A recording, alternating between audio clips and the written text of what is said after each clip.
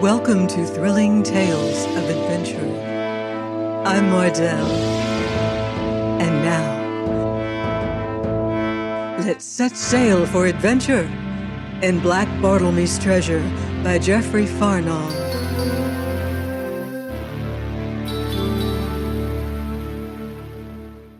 Chapter 1 of What Befell on Pembury Hill. It was a night of tempest with rain and wind, a great wild wind that shouted mightily near and far, filling the world with halloo, while ever and anon thunder crashed and lightning flamed athwart the muddy road that wound steeply up betwixt grassy banks topped by swaying trees. Broken twigs whirling down the wind smote me in the dark. Fallen branches reached out arms that grappled me unseen. But I held on steadfastly, since every stride carried me nearer to vengeance, that vengeance for the which I prayed and lived. So with bared head lifted exulting to the tempest, and grasping the stout hedge stake that served me for staff, I climbed the long ascent of Pembury Hill. Reaching the summit at last, I must needs stay a while, to catch my breath and shelter me as well I might neath the weather bank, for upon this eminence the rain lashed, and the wind smote me with a fury redoubled. And now, as I stood amid that howling darkness, my back prompt by the bank, my face lifted to the tempest, I was aware of a strange sound, very shrill and fitful, that reached me twixt the booming wind gusts.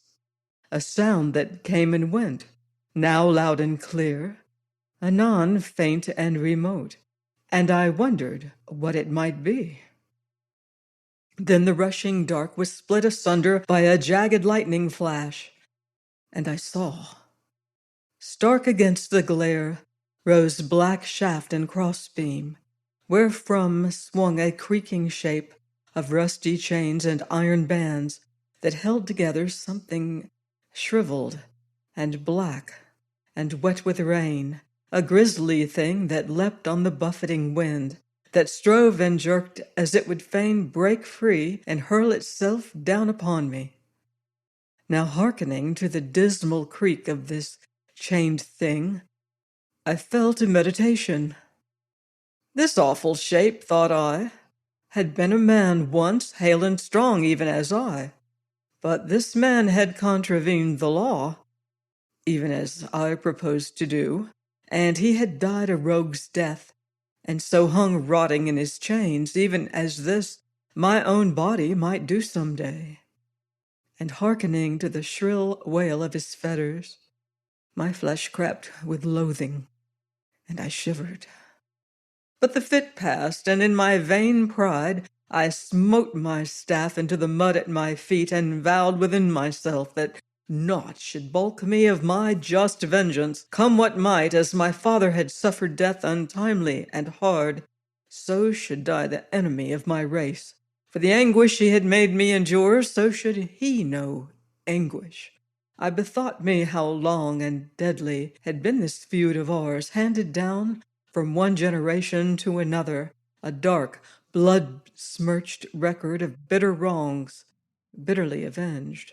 To hate like a Brandon, and revenge like a Conisbee. This had been a saying in our south country upon a time, and now he was the last of his race, as I was the last of mine, and I had come back out of hell that this saying might be fulfilled. Soon, yes, in a few short hours the feud should be ended once and for all, and the house of Conisbee avenged to the uttermost. Thinking thus, I heeded no more the raving tempest around me, until roused by the plunge and rattle of the gibbet chains, I raised my head, and shaking my staff up at that black and shriveled thing, I laughed loud and fierce, and even as I did so, there leapt a great blaze of crackling flame, and thereafter a thunderclap that seemed to shake the very earth, and smite the roaring wind to awed silence. And in this silence I heard a whisper, "Oh, mercy of God!" Somewhere in the darkness hard by a woman had cried. Instinctively I turned thitherward, searching the night vainly until the lightning flared again, and I beheld a cloaked and hooded figure, huddled miserably against the bank of the road, and as darkness came I spoke. "Woman, doth the gibbet fright you, or is't I? If 'tis gibbet, go hence; if 'tis I, rest assured." "Who are you?" said a breathless voice. "One of no more account than the poor thing that danceth aloft in his chains, and for you is harmless." And now she was beside me, a dark, wind-blown shape, and above the howling tempest, her voice reached me in passionate pleading. "Sir, sir, will you aid one in sore danger and distress?" "Yourself?" I questioned. "Nay, indeed nay," she panted. "'Tis Marjorie, my poor, poor brave Marjorie. They stopped my coach. Drunken men. I know not what came of Gregory, and I leapt out and escaped them in the dark. But Marjorie, they carried her off. There is a light down in the lane yonder. I followed and saw. Oh, sir, you will save Marjorie? You are a man." A hand was upon my ragged sleeve, a hand that gripped and shook at me in desperate supplication. "You will save her from worse than death? Speak, speak!" "Lead on," quoth I, answering this compelling voice. The gripping finger slipped down and clasped my hand in the dark, and with never another word, she led me away unseeing and unseen until we came where we were more sheltered from rain and wind. And now I took occasion to notice that the hand that gripped mine so masterfully was small and soft, so that with this and her voice and speech, I judged her one of condition. But my curiosity went no further, nor did I question her, for in my world was no place for women. So she led me on at haste despite the dark, like one that was sure of her whereabouts, until I suddenly espied a dim light that shone out from the open lattice of what I judged to be a small hedge tavern. Here my companion halted suddenly and pointed to the light. "Go," she whispered. "Go. Nay, first take this." And she thrust a small pistol into my hand. "Haste," she panted. "Oh, haste, and I do pray God shield and bless you." Then with never a word I left her and strode towards the beam of light. Being come nigh the casement, I paused to cock the weapon and to glance at the priming. Then creeping to the open lattice, I looked into the room. 3 men scowled at each other across a table, desperate-looking fellows, scarred and ill-featured, with clothes that smacked of the sea. Behind them in a corner crouched a maid, comely of seeming but pallid of cheek, and with cloak torn by rough hands. And as she crouched, her wide eyes stared at the dice-box that one of the men was shaking vigorously, a tall, hairy fellow this, with great rings in his ears.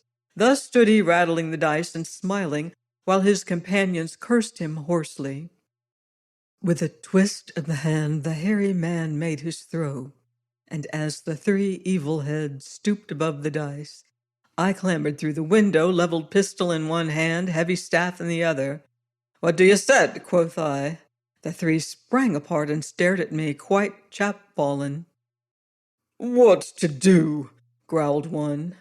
"First your barking irons, lay them here on the table, quick's the word."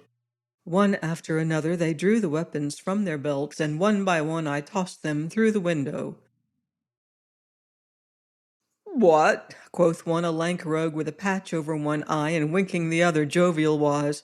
"How now, mate of mine, shall dog bite dog then?" "Aye," says I, "and with a will." "Nay, nay, shipmate," quoth another, a plump small man with round bright eyes and but one ear. "Easy now, easy. We be 3 lorn mariners, d'ye see, jolly dogs, bully boys, shipmate. A little fun with a pretty lass, not to harm, d'ye see, sink me. Join us and welcome, says I. Share and share alike-o." "I'll join you," quoth I, "but first you with the rings, open the door." Here the hairy fellow growled an oath and reached for an empty tankard, and thereupon got the end of my staff driven shrewdly into his midriff, so that he sank to the floor and lay gasping. "Nay, now, shipmate," quoth the plump man in wheedling tone, but round eyes snapping, "here's lubberly man, or sink and scuttle me." "Open the door," says I. "Heartily, heartily," says he, his eye upon my cudgel, and edging to the door, drew the bolts and set it wide. "Woman," quoth I, "run." With never a word the maid sprang erect, caught her torn cloak about her, and speeding across the room, was gone. Whereupon the lank fellow sat him down and fell a-cursing viciously in Spanish and English. The plump man clicked his teeth and grinned, while Rings, leaning against the wall, clasped his belly and groaned. "Well, so, my bully roarer, and what now?" demanded the plump man softly. "Why now," says I, "'twas share and share alike, I mind." "Aye, but she's off, slipped her moorings, d'ye see, my good lad, and be damned to ye with all my heart," said the little plump man, smiling, but with the devil peeping through his narrowed lids. "Look'ee," says I, laying a groat upon the table, "there's my all. Come, turn out your pockets." "Pockets," murmured the plump man. "Lord love me, what's this? Here's us cheated of a bit of daintiness. Here's Abner with all the wind knocked out of him. Now here's you for thieving and robbing three poor lorn sailor men as never raised a hand agin ye. Shame, shipmate." "I'd rot your bones," snarled the one-eyed man, and spat towards me, whereat I raised my staff, and he, lifting an arm, took the blow on his elbow joint and writhed, cursing. But while I laughed at the fellow's contortions, the plump man sprang marvelous nimble, dashed out the light, and as I stepped from before the window, I heard the lattice go with a crash of glass. Followed a long, tense moment wherein we all, as I judge, held our breath. For though the storm yet roared beyond the shattered casement, within was a comparative quiet.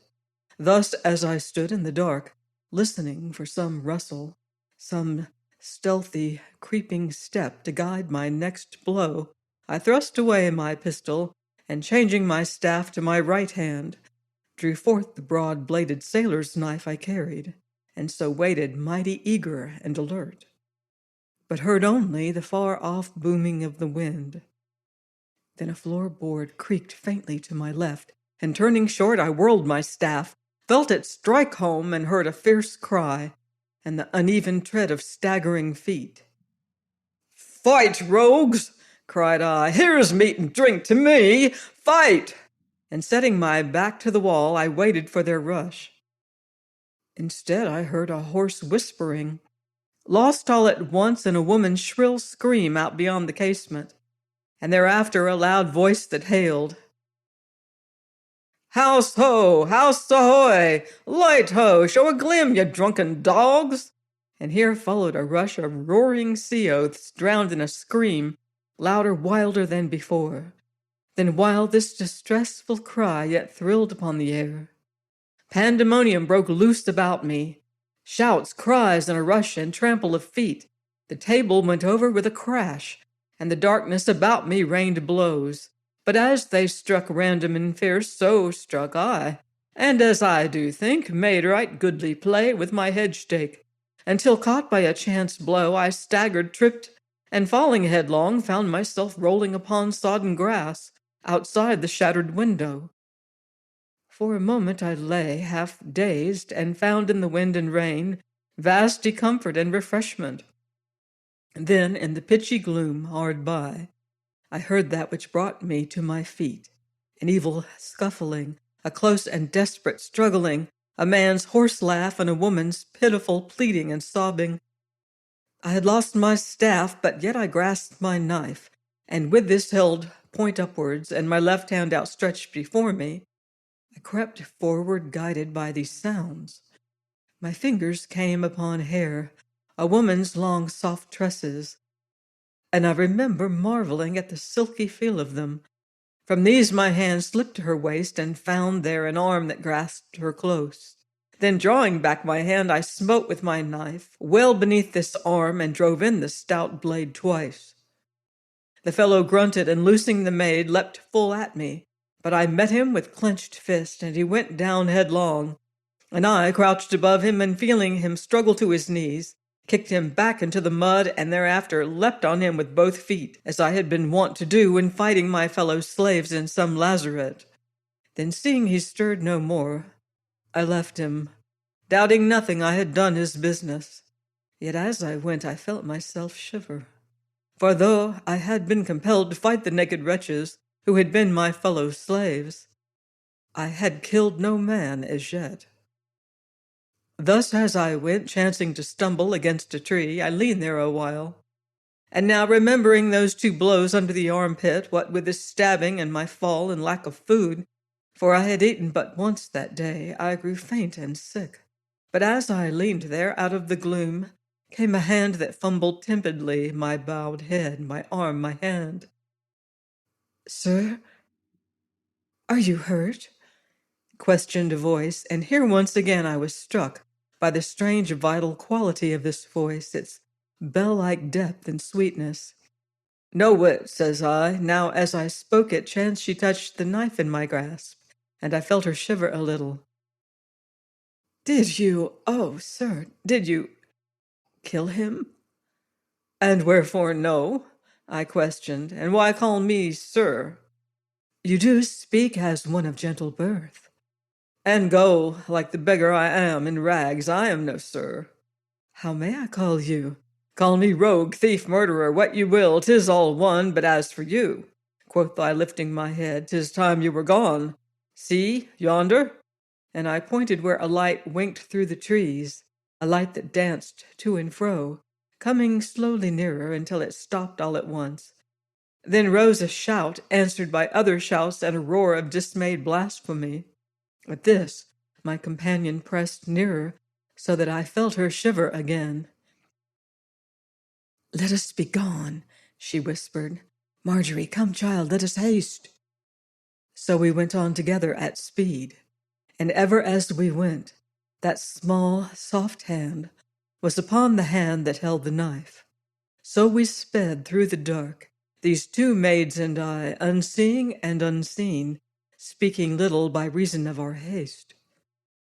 Presently the rain ceased, the wind abated its rage, and the thunder pealed faint with distance, while ever and anon the gloom gave place to a vague light, where beyond the flying cloud-rack a faint moon peeped.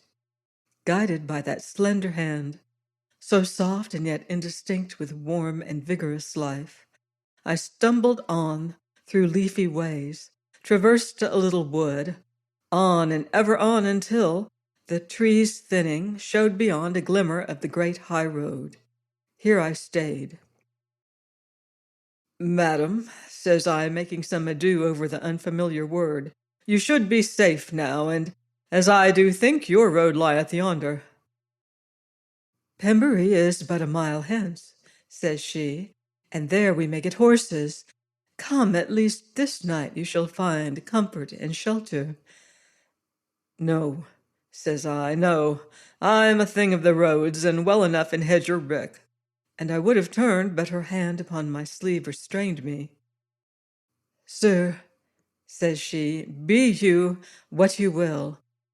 You are a man. Who you are I know and care not. But you have this night wrought that I shall never more forget. And now we would fain express our gratitude." "Indeed and indeed," said the maid Marjorie, speaking for the first time. "I want no gratitude," says I, mighty gruff. "Yet shall it follow thee, for the passion of gratitude is strong and may not be denied, even by beggars so proud and arrogant." And now hearkening to this voice so deep and soft and strangely sweet, I knew not if she laughed at me or no, but even as I debated this within myself, she lifted my hand, the hand that grasped the knife, and I felt the close, firm pressure of 2 warm, soft lips. Then she had freed me, and I fell back a step, striving for speech, yet finding none. God love me, quoth I at last, why must you do so? And wherefore not? She questioned proudly. 'Tis the hand of a vagrant, an outcast, a poor creeper o' ditches, says I. But a man's hand, she answered. 'Tis a hand that hath slain once this night, and shall slay again ere many hours be sped. Now here I heard her sigh as one that is troubled.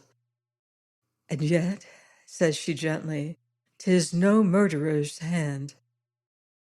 And you that are a vagrant and outcast are no rogue.